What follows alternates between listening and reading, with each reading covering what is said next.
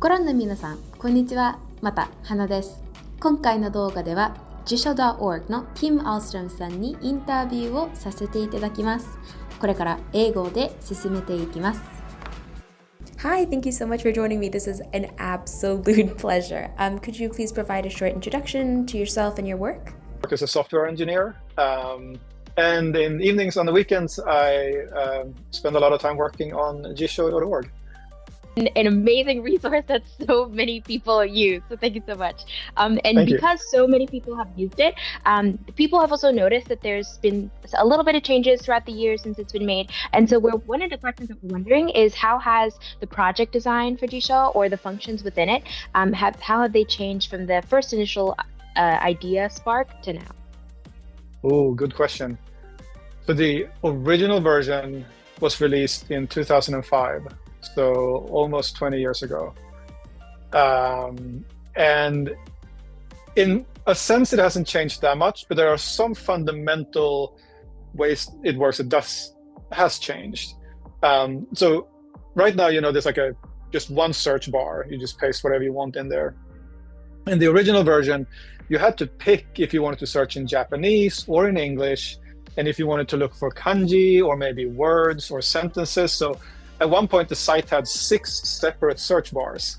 And so unifying all of those into one search bar has been probably the main way it's changed. And then, of course, like the layout of search results has changed a little bit, but I think the way you interact with it has been that major difference. Interesting. And also as a follow-up question for that, was it normal for language-based databases, dictionaries like Gshow to have those several search bars, or was that unique to Gshow? Yeah, I'm trying to remember. I think it was maybe unique to Gshow and probably not a great choice at the time, but I was just learning programming. And so figuring out a little bit how to work with Japanese text was hard, if I remember correctly. So that was probably a simplification for me to just make it easier for me. I see. That's a cool little look into your mind. That's so cool. Awesome. So within that, what is your favorite function or feature of gshow.org, either from now or from the past? So it is that unified search bar.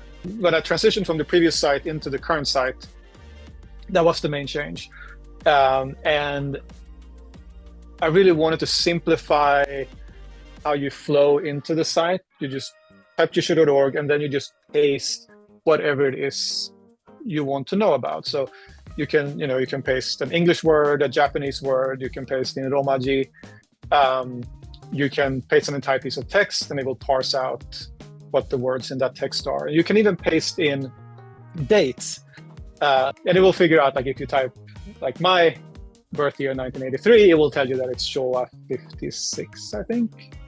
And then it will translate from Japanese numbers into like English number format as well. So I just want it to be that like you shouldn't have to think ahead of time. Just go there, paste, and then figure it out from there. That's I didn't even know that the date function was I'm going to do that like right after this. That's so cool. I see. Thank you. I don't do a lot to document it. I should do better with that. I'm sure that would have saved me on several, like, what is this year in day what terms? But, it's fine. Anyway, okay, so the next question or the next observation that a lot of the students had was that gshow.org has no ads, which is very unique compared to other, like any dictionary, really. So how has this economic constraint of having no ads played a role in the development or maybe the trajectory of Gshow? Yeah, that's a good question. So Gshow had ads at one time. You used Google ads, but using ads on the internet, it comes with this, like they can then track you, and that's not great. And then you also have to show like these cookie banners, which impact the usability of the site. And so I don't like either of those. And so I removed the ads. It does mean that the site, it costs money to run, but it's sort of one of my main hobbies. So at this point, that's a trade-off that I'm willing to take. And one other problem is I have to be very frugal with the resources. So the site gets a lot of visits, but I can't use maybe like server hosting capabilities that cost more money. So I have to sort of be very careful with picking like a very cheap server and then use that server very efficiently. And that takes more time that I would rather spend on actual features to help language learners. So that's an unfortunate trade-off.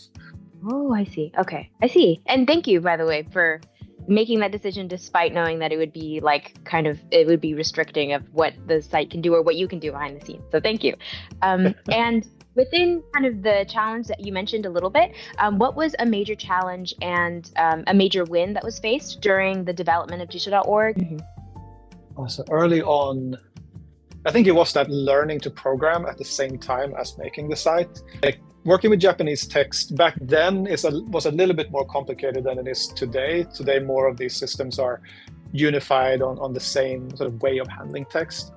Back then, it was a little bit more work. And so one early challenge that I faced, or sort of a bug on the first site, was if you searched for the kanji iku, to go, it would also search for other characters.